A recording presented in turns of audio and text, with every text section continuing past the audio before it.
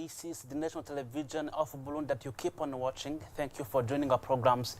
Welcome to our English news edition. Without further delaying, let's start with the headlines.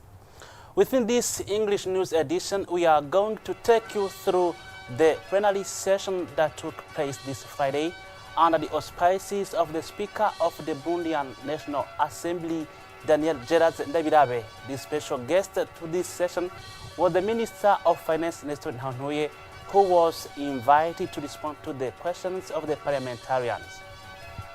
In this English news edition also, we'll have a look at the activity carried out by Seni this Friday, where this Independent National Electoral Commission presented the ballot sample to the leaders of political parties which are ready to participate in the upcoming elections. This and more is in this news edition. Welcome again to our English news edition. Details on the presentation you are alongside I, Evariste Nyonguru. Non-compliance with the program budget is the cause of the inconvenience observed following the analysis report budget execution for the first and second quarters of the 2024-2025 fiscal year, as well as the report of the Standing Committee on the Draft Law on the Budgetary Regulations and the report for the 2023-2024 fiscal year. This observation was made during a plenary session this Friday, where the Minister of Finance was invited to answer questions from the parliamentarians. This report is for Jackson Irakoze. During this Friday's plenary session, the Minister of Finance, Budget and Planning, Nestor Ntahontuye, was the guest speaker. In his statement, he stated that during the 2023-2024 fiscal year, the general state budget resources reached 2.746 billion, 336 million, and 623,780 Burundian francs. This represents an annual forecast of 81.45%. During the same fiscal year, total revenue amounted to 1.985 billion, 936,458 Burundian francs, representing an annual performance of 101.49%. Regarding the observation on the two quarterly reports for the 2023-2024 financial year, the chairman of the Standing Committee for Public Accounts and Finance, Economic Affairs and Planning said that overall revenue was achieved at 84.99% and 85.8% respectively for the first and the second quarters. For these reports, an improvement was observed compared to previous reports. However, shortcomings deserve corrections, notably the absence of solution to circumvent the economic challenges which have hindered the effective implementation of the flagship activities, but also the incorrect allocation to certain budget lines. In terms of achievements, some items have seen very low or no achievements over the two quarters combined, even though they are a source of resources such as the driver's license fees, rental title fees, or remuneras.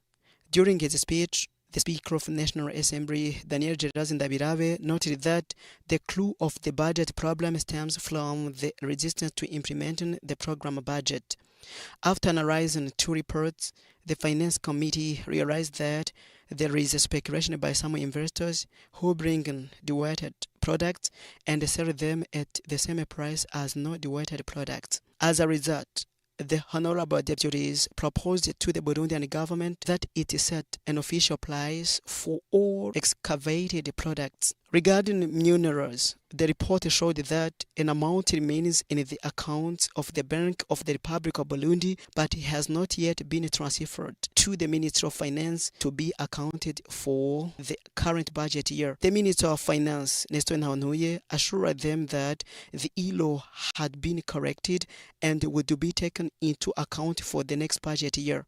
After analysis and amendment, the Honorable Deputies unanimously adopted the draft bill regarding the budget report for the 2023-2024 fiscal year.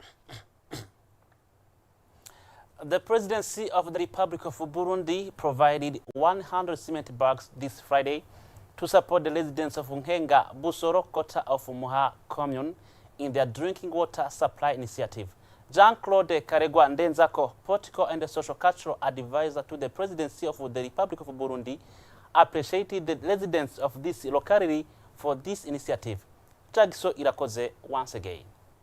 Here are 100 bags of cement that the President of the Republic of Burundi donated this Friday to support the population of Ngengabusolo village in the drinking water development and supply project. The water was collected on Gisovu Hill in the Kanyosha Commune, Bujumbura province. This cement is then intended for the construction of a water reservoir on the same hill of Gisovu. The population of Ngengabusolo, as well as the administrator of the commune, Muha Devote Shimimana, warmly thanked the President of the Republic of Burundi, Evariste Ndayishimiye, who has just supported them in this program.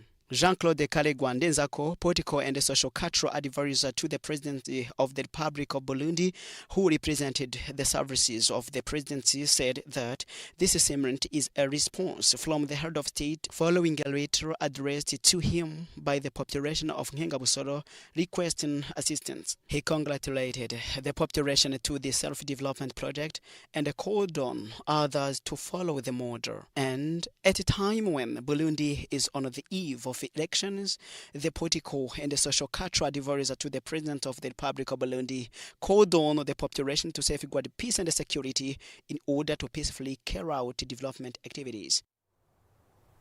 Well, as I said so far in top stories, this Friday, the Independent National Electoral Commission, CENI, presented the ballot sample to the leaders of political parties and independent candidates participating in the upcoming elections for legislatives and the communals. This sample will be used during the electoral campaign to raise awareness to their supporters.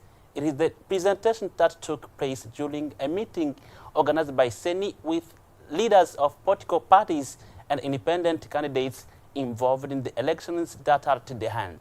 This is a report by Felice Butoi, translated by Jiva Ndayishimiye.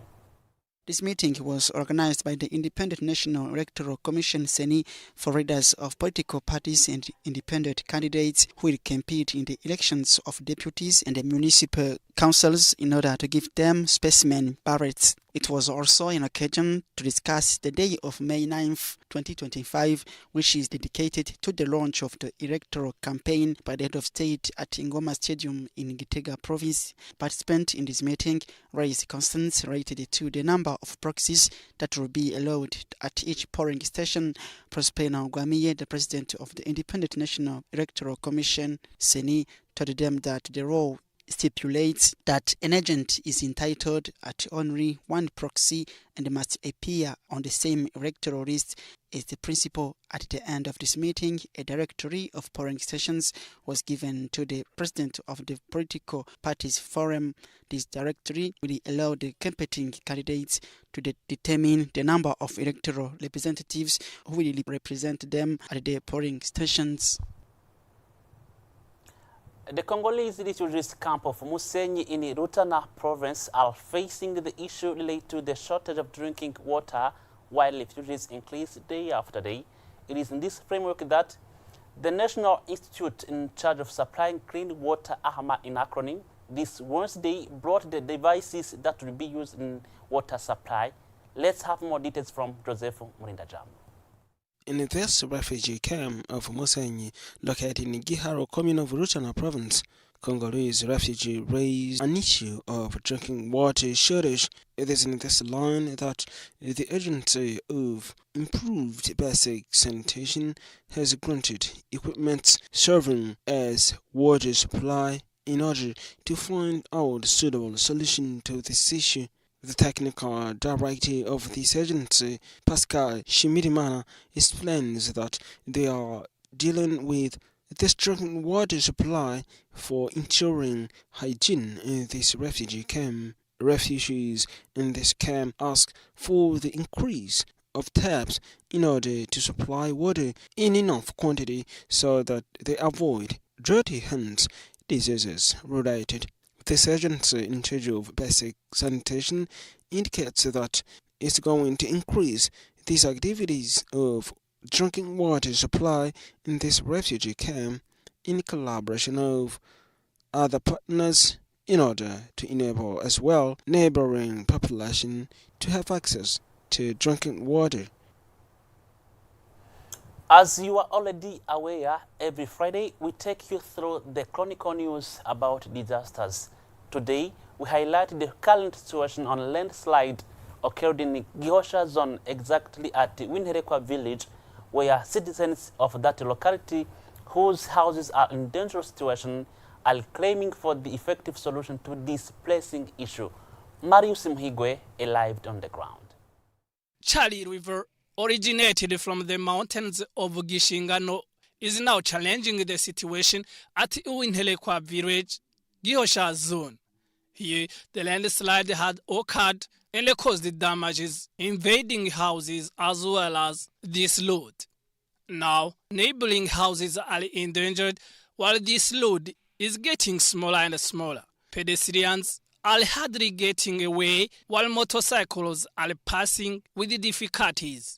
The cars cannot pass by this load, and the local population requests the rehabilitation of this landslide as well as of this load. Our interviews says that the situation has gone wrong small by small, and now they have difficulties to pass by there. Even prices have increased because of the lack of the transportation means, as car can't pass by that area. As the local citizens have targeted to manage this situation by planting trees and bamboos, the situation is still worse now, and they request the quick rehabilitation. Great. This is the end of our English News edition. Thank you for watching. Stay tuned.